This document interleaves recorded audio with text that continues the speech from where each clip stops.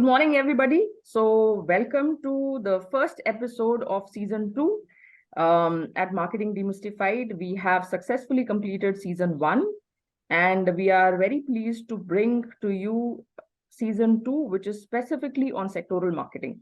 I am Harpreet, your host, and I have about 20 years of experience in marketing. I have Vikesh with me, who is my co-host, again, a veteran in marketing.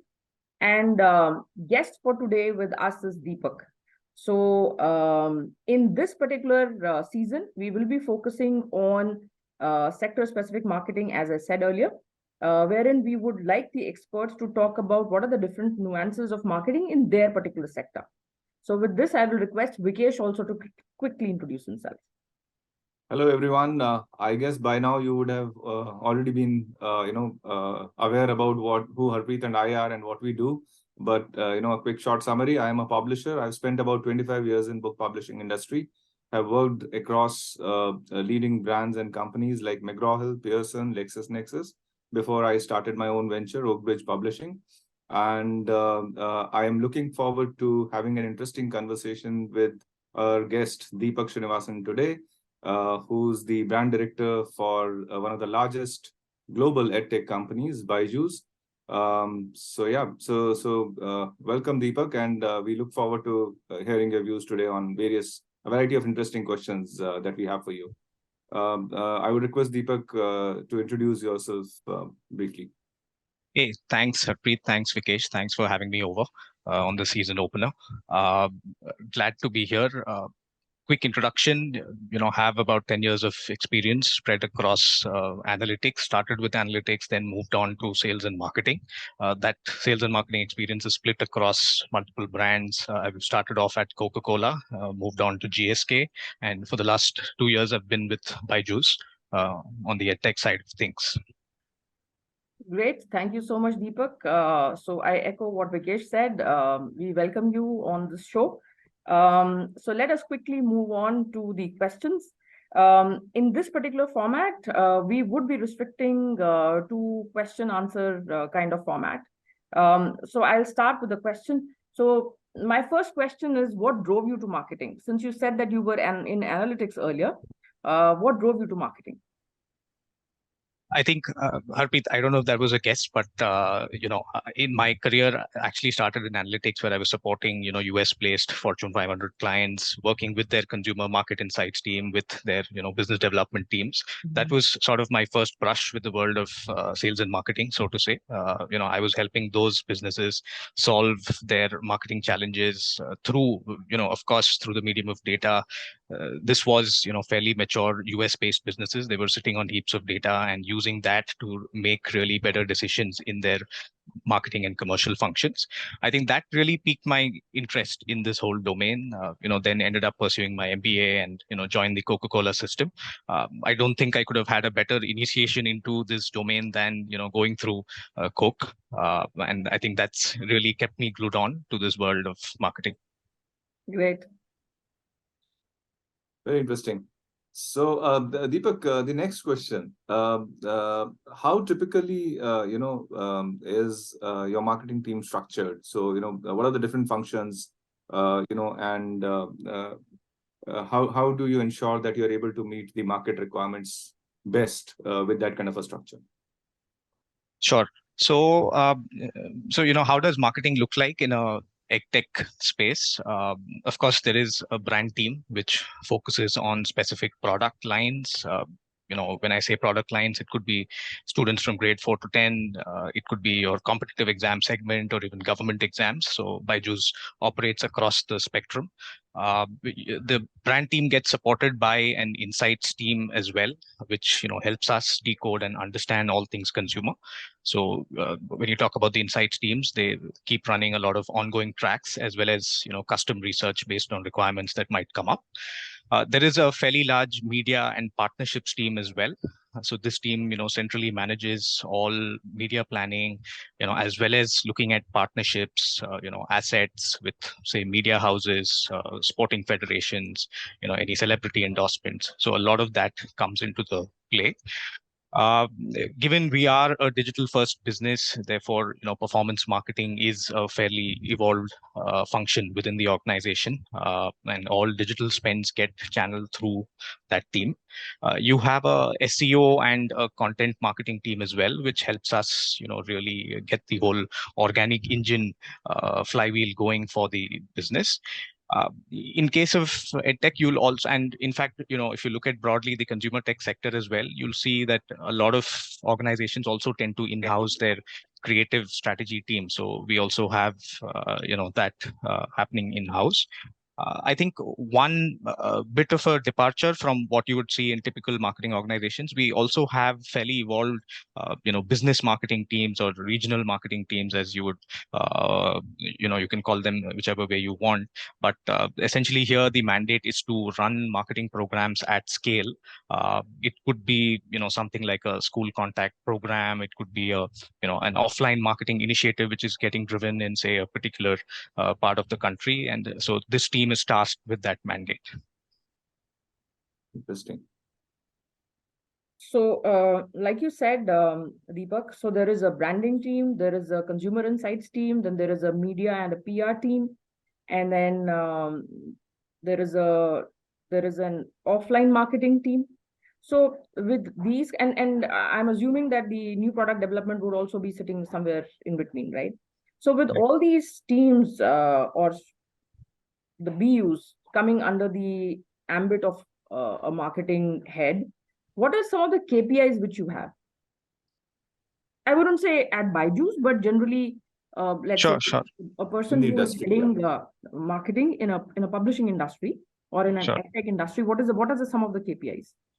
Sure. So, of course, given these are data-rich organizations, there are way too many KPIs that get looked at. But if I had to broadly structure that answer, I think the first bucket I'll talk about is the overall business metrics. So this could be your paid users, your ARPU, your cost of acquiring those users. Those are some numbers which get tracked quite religiously. Of course, marketing can influence these metrics, but there are a lot more teams that also come into play when it comes to delivering those overall business numbers. If we talk about marketing in particular, and I'll start with brand because that's home ground for me. You have your brand related KPIs, which could be something as simple as your top of mind, your awareness metrics. Since there are a lot of new products which have been launched over the recent years, so it's important that consumers know about the proposition and the offering that Byju's has to offer. We also have some sort of tracking for overall brand equity, and how are we tracking in terms of perception on various attributes. So from a marketing lens or a brand lens, so to say, those become critical.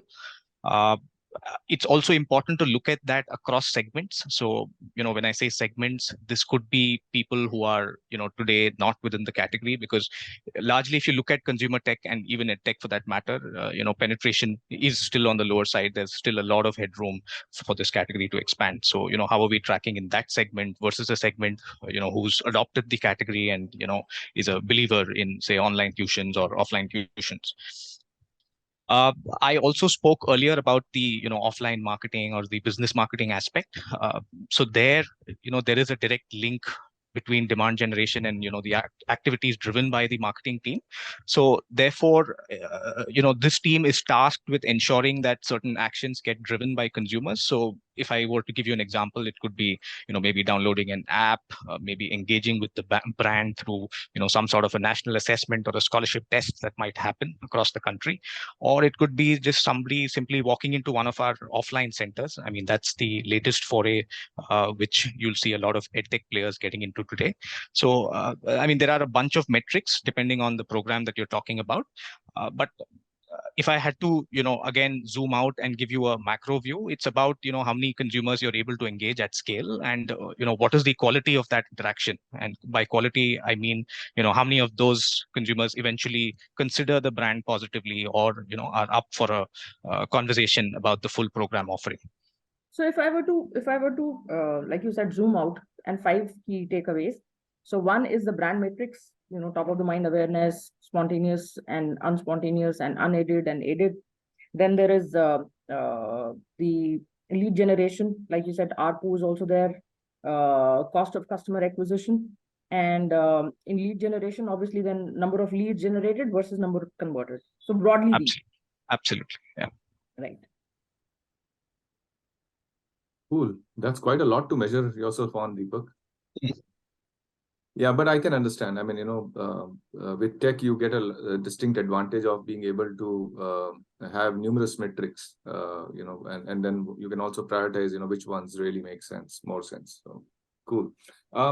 Typically, in an industry like, how are marketing budgets, decided? So roughly what percentage of, your turnover is attributed to, marketing budgets? I think the honest answer on that one, I don't think anyone can give you a good answer on that today. It's still early days for the industry per se. However, maybe on a steady state, I would expect it lands somewhere in the high single digits, or 5 to 10% bucket could be a good estimate for that. Right. And I mean, this is again going by what you see typically for much more mature B2C businesses operating across industries. Right. Great. So what are the main activities done by you in your current role in terms of marketing? So again, I'll take that in two parts. I think the first part, and the mandate that the role came with was set up this world-class consumer brand. And the second part is really support the pace of growth for the business, and feed into the business ambitions. I think on the first part, I think the big ask to really gain a deeper understanding of consumers, and therefore generate insights. I mean, these insights, once distilled, finally feed into our sort of communication brief, and there is a full-fledged marketing campaign that gets planned around the same.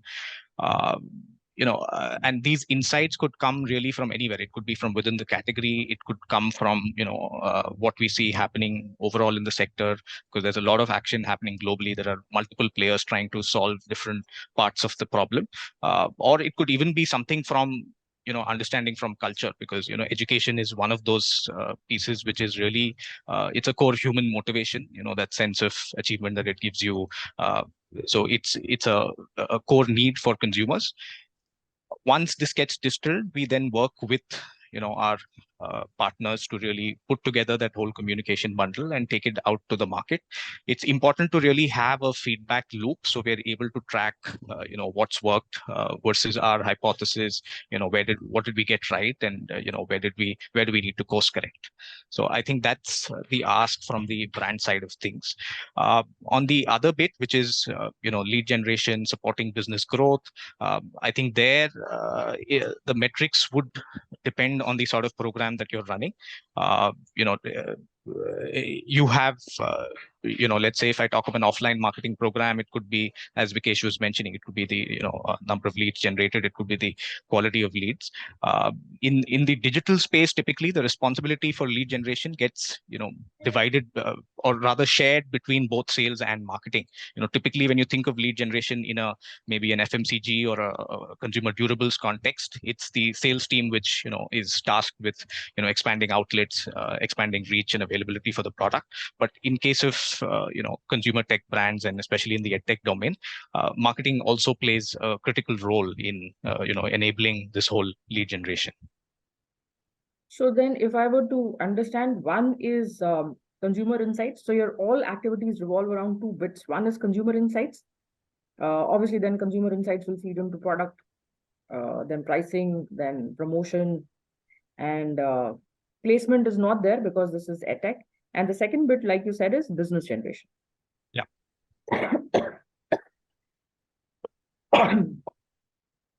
Excellent. So with that, we come to an important question. In your marketing career, what are the top 3 campaigns that make you extremely proud of? And this doesn't, this to Byju's, this is, throughout your career. So, Sure. Just share some of those, experiences with us and, with our viewers. Sure, sure. Uh, I think there is, definitely a fair bit of recency. So when I look at, the past 2 years at Byju's, I was fortunate to be closely associated with our, our hybrid offering, what we call as Byju's Tuition Center. We scaled that up from 0 to about 300 centers today across the country. From a edtech perspective, it was really something that had never been done before. It was a innovative product offering out there in the market. Therefore, the whole marketing challenge was, how do we move away from, we were a digital app-based construct, moving to a hybrid learning program sort of construct. You're moving from the digital world to, omni-channel world, where there's both offline and online touch points. And even the product in a lot of ways offers the best of both online and offline learning. So I think our launch communication for Byju's Tuition Center, the simple mandate was that announce the new format and make sure consumers are able to understand the nuance of the new offering, which had offline at front and center, and also at the same time put forth the brand promise out there, which is how we landed with a colloquial articulation, "Baki sab hum par chhod do," to capture this essence that what Byju's Tuition Center was meant to deliver in terms of child's academics. I think that's definitely first on my mind. The second one was, I did a brief stint with, the Akash Byju's team as well. And this was on the test prep side of things. And this was, I think, one of the first thematic campaigns that we did for Akash. Now, if you look at the, why this campaign really stands out for me, if you look at the category codes, typically, test prep business has been all about talking about results and really the sort of marks that students end up scoring in some of these competitive exams. But I think we took a bit of a different approach on that one. So while we understand that these exams are critical, they make a vital difference in the lives of students, and it's also no surprise the kind of effort that students put in for these exams. But somewhere that's where a brand like Akash really comes in, and it can sometimes spell the difference between say success and not being able to crack. So therefore, how do we position that brand in the potency space? And that's how we came up with the Akash Byju's, the Vijay Bhava campaign, where we really personified the brand like a teacher who espouses this whole value of tough love. I think so that was another favorite. And moving away from the edtech world, if I had to think back at a lot of the campaigns that we did at Coke, I think definitely one that stands out was the 2019, the ICC Cricket World Cup. That's when Coke made a comeback into cricket after a long hiatus, and we had this campaign which had Ranbir Kapoor as well, and it was around activating the Cricket World Cup. It was giving a slightly Coke point of view on cricket and what it means for a nation which is, loves and breathes cricket. But at the same time, how do you stay true to the brand and, talk about the upliftment that Coke can offer through the lens of cricket? Lovely. Excellent. So, thank you so much, Deepak. I think these, there have been an interesting set of questions. We are moving very fast, but we have a lot to cover. So we take a short break, Harpreet, and we come back for 2 of this episode, right? Sure. Thank you so much. Thanks. Thank you for watching Season 2, Episode 1. This session was on Edtech Sector, and we had a great discussion around what are the different challenges and nuances of marketing in Edtech Sector. Stay tuned for the next part of this episode.